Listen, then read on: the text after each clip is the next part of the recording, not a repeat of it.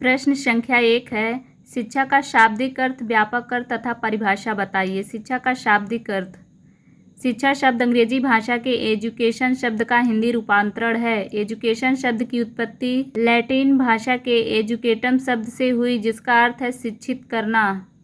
यह दो शब्दों के मेल से बना। ई प्लस ड्यूको, ई का अर्थ है अंदर से, ड्यूको का अर्थ है आगे बढ़ना, अर्थात बालक की अंतर्निहित शक्तियों को शिक्षा के माध्यम से आगे बढ़ाना। शिक्षा का व्यापक अर्थ। शिक्षा के व्यापक अर्थ के संबंध में विभिन्न शिक्षा शास्त्रियों ने समय समय पर अपने मत प्रकट किए, जो नीचे दिया गया है।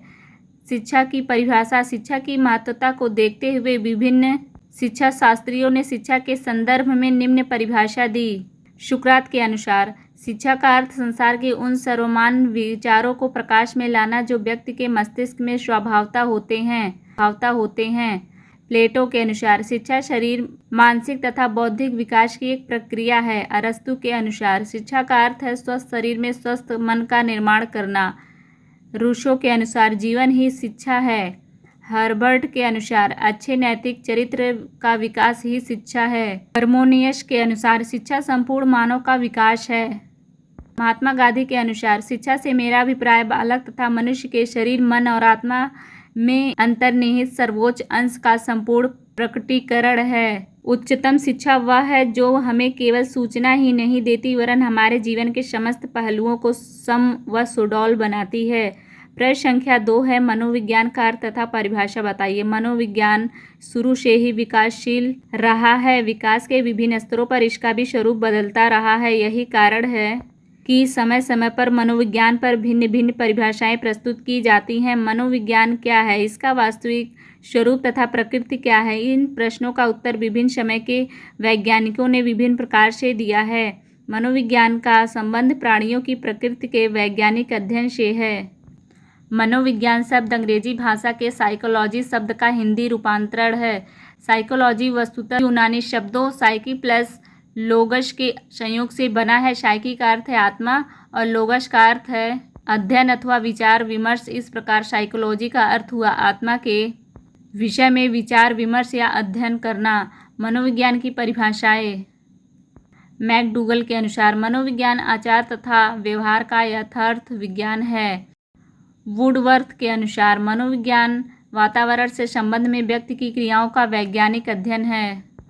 प्रश्न संख्या 3 है, महात्मा गांधी जी के अनुसार शिक्षा का उद्देश्य बताइए। शिक्षा जीवन पर्यंत चलने वाली प्रक्रिया है। महात्मा गांधी जी के अनुसार शिक्षा का उद्देश्य इस प्रकार है। पहला है जीविकोपार्जन का उद्देश्य, दूसरा है चरित्र निर्माण का उद्देश्य, तीसरा है आत्मानुभूति का उद्देश्य, चौथा है संस्कृत विकास का उद्देश्य, पांचवा है आध्यात्मिक स्वतंत्रता का उद्देश्य। प्रश्न है, शिक्षा के विभिन्न पहलुओं पर रविन्द्रनाथ टैगोर के विचार तथा विश्व भारती पर टिप्पणी लिखें।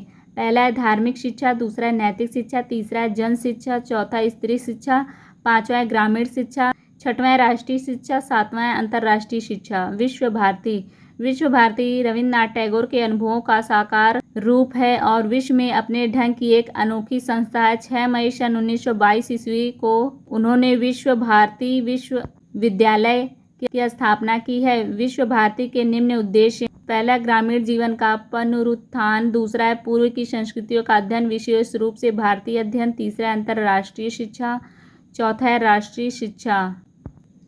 प्रश्न है 24, प्राथमिक शिक्षा में समाज की भूमिका स्पष्ट कीजिए। शिक्षा पूरी तरह से सामाजिक गतिविधि है जिसमें समाज की महत्वपूर्ण भूमिका होती है। विद्यालय एवं समाज दोनों की भागीदारी से ही शिक्षा अधिक सार्थक व प्रभावशाली बनती है। स्कूल, समुदाय और बच्चे के संबंध को एक त्रिभुज के माध्यम से व्यक्त कर सकते हैं। इसमें तीनों ही लगातार एक दूसरे को प्रभावित करते रहते हैं।